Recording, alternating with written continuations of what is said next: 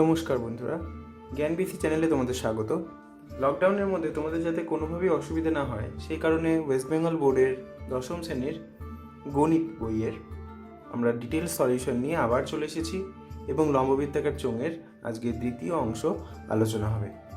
প্রথম অংশটি দেখার জন্য ভিডিওটির ডেসক্রিপশানে লিঙ্কে ক্লিক করে দেখতে পারো। চলো শুরু করা যাক। 14 নম্বর অঙ্কে বলেছে একটি দুইমুখ খোলা লোহার লম্ববৃত্তাকার ফাঁপা চোঙের উচ্চতা 2.8 মিটার এবং চোঙটির অন্তর্ব্যাসের দৈর্ঘ্য 4.8 ডেসিমিটার এবং চোঙটি 84.48 ঘন ডেসিমিটার লোহা দিয়ে তৈরি হলে চোঙটির বহির্ব্যাসের দৈর্ঘ্য নির্ণয় করো। তাহলে ফাঁপা চোঙের উচ্চতা 2.8 মিটার ইকুয়াল টু 28 ডেসিমিটার, অন্তর্ব্যাসার্ধ 2 দিয়ে ভাগ করলে আমরা পেয়ে যাচ্ছি 2.3 ডেসিমিটার। মনে করি বহির্ব্যাসার্ধ 8 ডেসিমিটার, তাহলে ফাঁপা চোঙটিতে লোহার আয়তন pi into capital R square minus small R square into H সূত্র দিয়ে আমরা বের করতে পারবো। পেয়ে যাচ্ছি এত ঘন ডেসিমিটার এককে।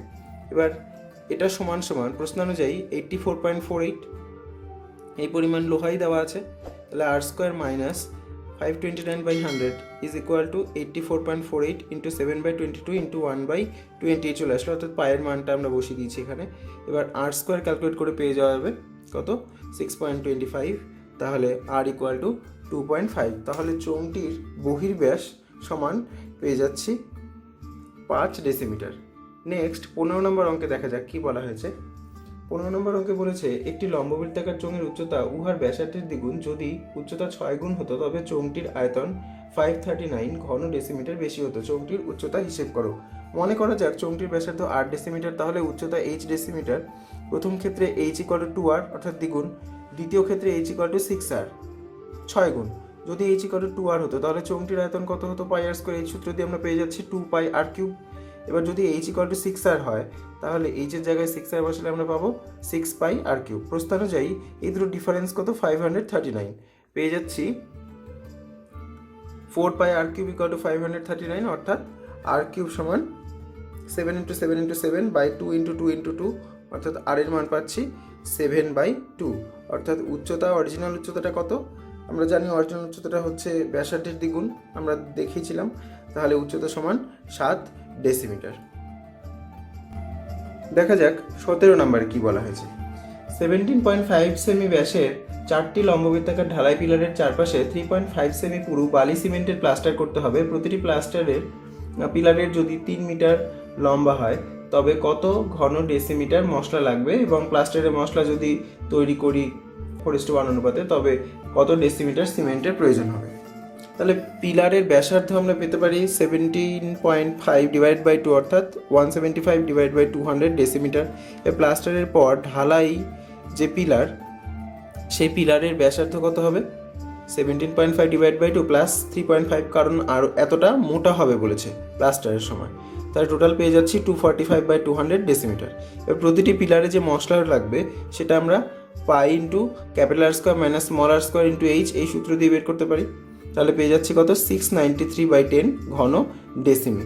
এবার মোট কি পরিমাণ মশলা লাগবে, মোট যে পরিমাণ মশলা লাগবে সেটা হচ্ছে 2772 divide by 10 is equal to 277.2। ঠিক আছে, এতটা ঘন ডেসিমিটার, কারণ এটা একটা পিলারে মশলা লাগবে। আর এরকম কতগুলো পিলার ছিল আমাদের প্রশ্নে বলা আছে, এরকম 4টে পিলার ছিল, তো 4 দিয়ে গুণ করে আমরা এটা পাচ্ছি। এবার মশলাতে বলেছিল বালি টু সিমেন্ট কত 4:1, অর্থাৎ মশলাটা যে তৈরি করা হবে সেটা বালি আর সিমেন্ট 4:1 মিশিয়ে করা হচ্ছে। তাহলে যে পরিমাণ সিমেন্ট প্রয়োজন সেটা আমরা আনুপাতিক ভাগার হিসেবে বের করতে পারি 1/5 ইন্টু 277.2 এই পরিমাণ মোট মশলা, তার মধ্যে তাহলে কতটা সিমেন্ট থাকবে 55.44 ঘন ডেসিমিটার সিমেন্ট থাকবে। চলে আসা যাক 18 নম্বরে কি বলেছে দেখা যাক। একটি লম্ববৃত্তাকার ফাঁপা চোঙের বহির্ব্যাসের দৈর্ঘ্য 16 সেমি এবং অন্তর্ব্যাসের দৈর্ঘ্য 12 সেমি। তাহলে চোঙটির উচ্চতা 36 সেমি, চোঙটিকে গলিয়ে 2 সেমি দৈর্ঘ্যের ব্যাস বিশিষ্ট এবং 6 সেমি দৈর্ঘ্যের কতগুলি নিরেট চোঙ তৈরি করা যাবে। তাহলে কি বোঝা যাচ্ছে যে ফাঁপা চোঙ থেকে কিছু নিরেট চোঙ কতগুলো তৈরি করা যাবে। তাহলে লম্ববৃত্তাকার সেই ফাঁপা চোঙের বহির্ব্যাসার্ধ আমরা পেয়ে যাচ্ছি 8 সেমি, অন্তর্ব্যাসার্ধ কত 6 সেমি, উচ্চতা দেওয়া আছে 36 সেমি। তাহলে সেই ফাঁপা চোঙটির আয়তন কত হবে পাই into capital 8 square minus 6 square is equal two চলে আসছে হচ্ছে পাই ইন্টু 28 ইন্টু 36। ঠিক আছে, তাহলে নিরেট যে চোঙটি তার ব্যাসার্ধ কত, ব্যাসকে 2 দিয়ে ভাগ করলাম অর্থাৎ 1 সেমি, আর উচ্চতা 6 সেমি, এটা দেওয়া আছে। এবার নিরেট চোঙের আয়তন, একটি নিরেট চোঙের যদি আয়তন বের করি তাহলে পাই আর স্কোয়ার এই সূত্র দিয়ে পেয়ে যাচ্ছি 6 পাই। এবার ফাঁপা চোঙকে গলিয়ে কতগুলো নিরেট চোঙ তৈরি করা যাবে, সংখ্যাটা পাবো হচ্ছে মোট ফাঁপা চোঙের যে আয়তন বেরিয়েছিল সেটাকে আমরা কি করছি, একটি নিরেট চোঙের আয়তন দিয়ে ভাগ করে দিচ্ছি।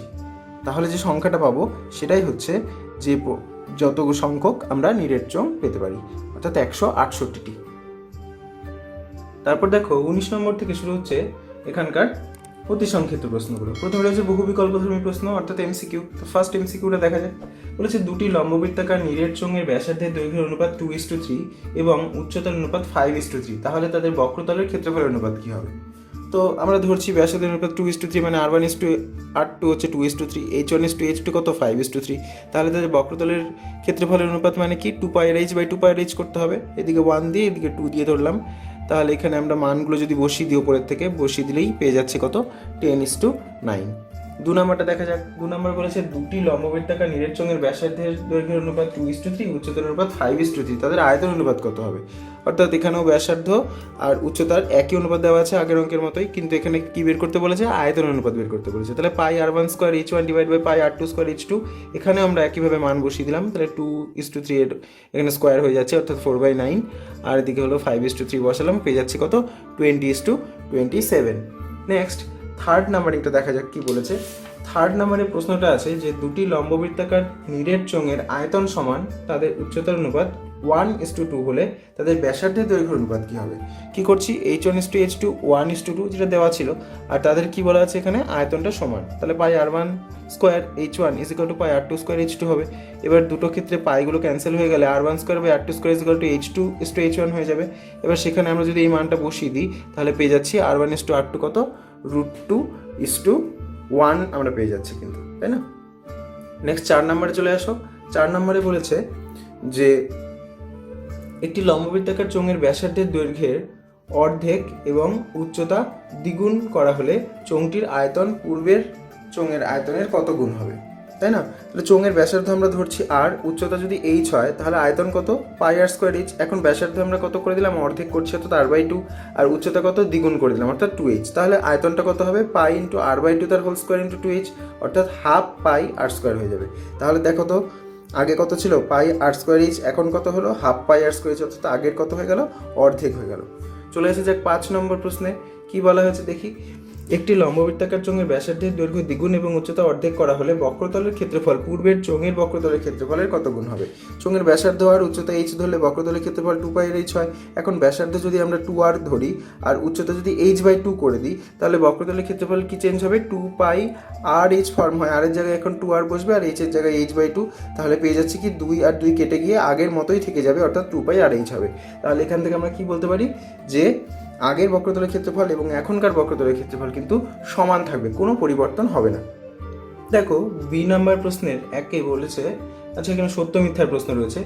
একটি লম্ব বৃত্তাকার চোঙাকৃতির ড্রামের ব্যাসার্ধের দৈর্ঘ্য কত আর উচ্চতা বলেছে h, তাহলে ড্রামের অর্ধেক যদি জলপূর্ণ থাকে জলের আয়তন হবে বলেছে পাই r স্কোয়ার h। নিশ্চয়ই নয়, কারণ কি অর্ধেক জলপূর্ণ মানে এখানে কিন্তু উচ্চতা আমরা h ধরতে পারবো না, এখানে উচ্চতাটা ধরতে হবে কত h/2, অর্থাৎ আয়তন হওয়া উচিত হাফ পাই r স্কোয়ার h। তাহলে নিশ্চয়ই এটা মিথ্যা, স্টেটমেন্টটি সত্য নয়।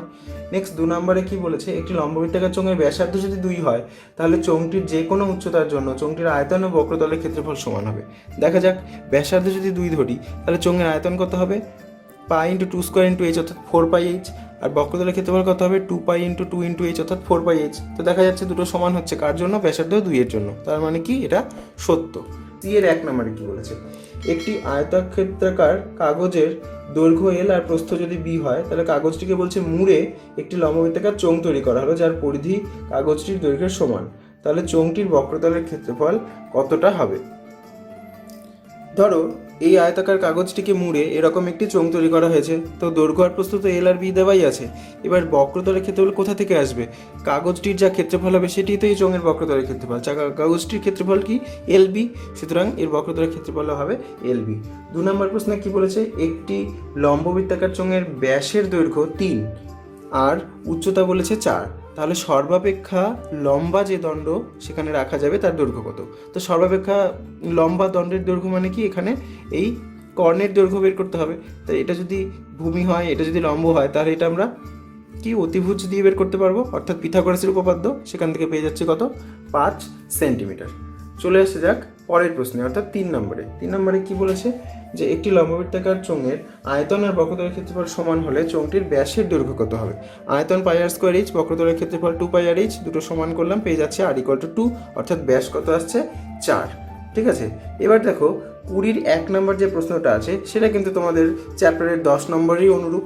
আর সেই 10 নম্বরটা কোথায় করা আছে তোমরা খুব ভালো মতোই জানো। এটি এই লম্ববৃত্তাকার চোঙের, আমরা এটা সেকেন্ড পার্টে আলোচনা করছি, এটা কিন্তু ফার্স্ট পার্টে দেওয়া আছে। ফার্স্ট পার্টটা আমি আগেও বলেছি যে আমরা ডেসক্রিপশনে দিয়ে দিয়েছি, সেই লিঙ্কে ক্লিক করে তোমরা সেটা দেখতে পারবে। তো নাম্বার 2 আলোচনা করা যাক।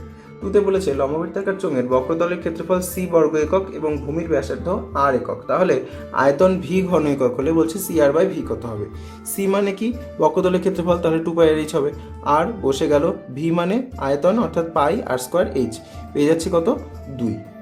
3 নম্বর প্রশ্নে আসা যাক। বলেছে একটি লম্ববৃত্তাকার চোঙের উচ্চতা 14 সেমি এবং বক্রতলের ক্ষেত্রফল 264 বর্গ সেমি হলে চোঙটির আয়তন কত হবে। তো লম্ববৃত্তাকার চোঙটির উচ্চতা হচ্ছে 14 আর বক্রতলের ক্ষেত্রফল 264, তাহলে সেক্ষেত্রে আমরা যদি আর এর মানটা বের করে নিই, সেটা আসছে কত, 3। পায়ের মানটা এখানে বসিয়ে দিয়েছি। আর তাহলে সেক্ষেত্রে আয়তন কত আসবে, πr²h সূত্রে যদি বসাই 396 চলে আসবে, কারণ বাকি সবই জানা ছিল সেক্ষেত্রে। এবার আমরা 4 নম্বরে চলে আসি। 4 নম্বরে বলেছে লম্ববৃত্তাকার চোঙের উচ্চতার অনুপাত 1:2 এবং ভূমির পরিধির অনুপাত 3:4 হলে তাদের আয়তনের অনুপাত কত হবে। h1:h2 1:2 আর পরিধির অনুপাত 3:4 ছিল, তাহলে 2 পাইগুলো কেটে গেলে r1:r2 3:4 হয়। তাহলে v1:v2 অর্থাৎ তাদের আয়তনের যে অনুপাত হবে সেটা πr1²h1/πr2²h2 সমান 9/16।